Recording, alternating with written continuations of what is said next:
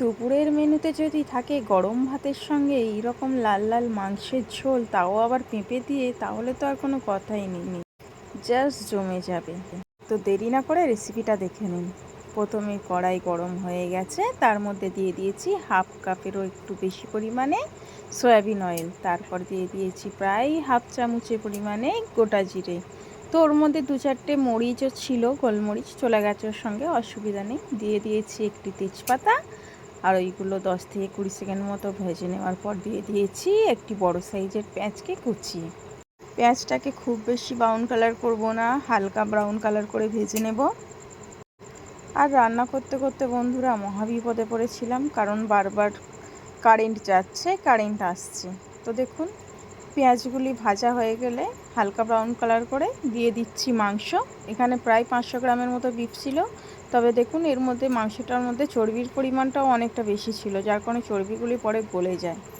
তো খুব ভালোভাবে তেলের সঙ্গে মাংসগুলিকে নাড়াচাড়া করে দিচ্ছি। দিয়ে দেবো এইবার স্বাদ মতো লবণ। লবণ দিয়ে আবারও খুব ভালোভাবে 1 থেকে 2 মিনিট মতো নাড়াচাড়া করে নেব।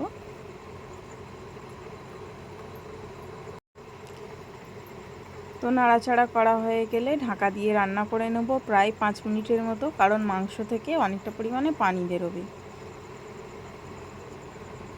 তো দেখুন বন্ধুরা, ঢাকা দিয়ে দিচ্ছি।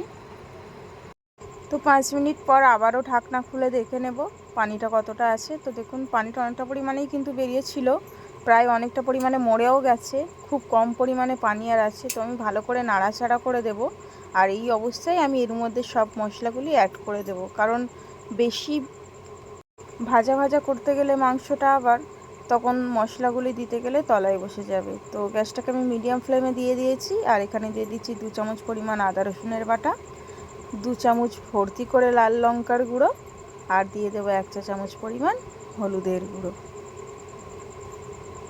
তো সব মশলাপাতি দিয়ে আবারও খুব ভালোভাবে কষাতে থাকবো প্রায় মিনিট 5 মতো।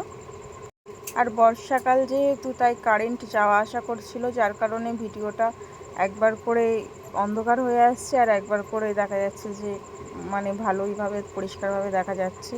তো কেউ কিছু মনে করবেন না, যেহেতু বর্ষাকাল, যার কারণে বারবার কারেন্ট যাওয়া আসা করছিল, তার কারণে এমন দেখাচ্ছে। তো দেখুন, খুব ভালোভাবে মাংসটাকে আমি কষিয়ে নিয়েছি। এবার আমি এর মধ্যে অ্যাড করে দেব পেঁপে আর আলু। তোমরা কারা কারা পেঁপে দিয়ে মাংস খেতে ভালোবাসো অবশ্যই কমেন্ট করে জানাবেন।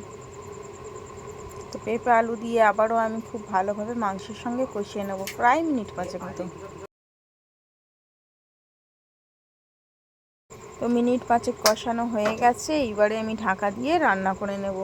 গ্যাসটা কিন্তু আমি মিডিয়াম ফ্লেমেই দিয়ে রেখেছিলাম। তো 5 মিনিট পর আবার আমি ঢাকা খুলে দেখাচ্ছি। দেখুন,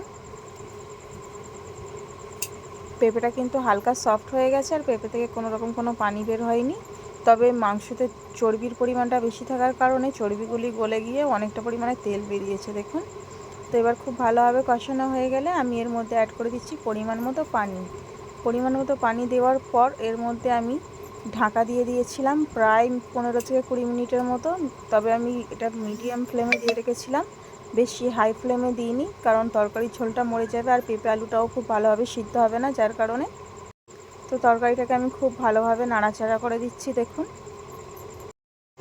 আর আলুটাও কিন্তু সিদ্ধ হয়ে গেছে, আর পেঁপেও কিন্তু প্রায় সিদ্ধ হয়ে গেছে, প্রায় বলাটাও ভুল হবে, 100% সিদ্ধ হয়ে গেছে। এইবারে আমি নামানোর আগে দিয়ে দিচ্ছি 1 চা চামচ পরিমাণ ভেজে রাখা জিরের গুঁড়ো, আর হাফ চা চামচ পরিমাণ গরম মশলার গুঁড়ো দিয়ে খুব ভালোভাবে মিশিয়ে দিচ্ছি।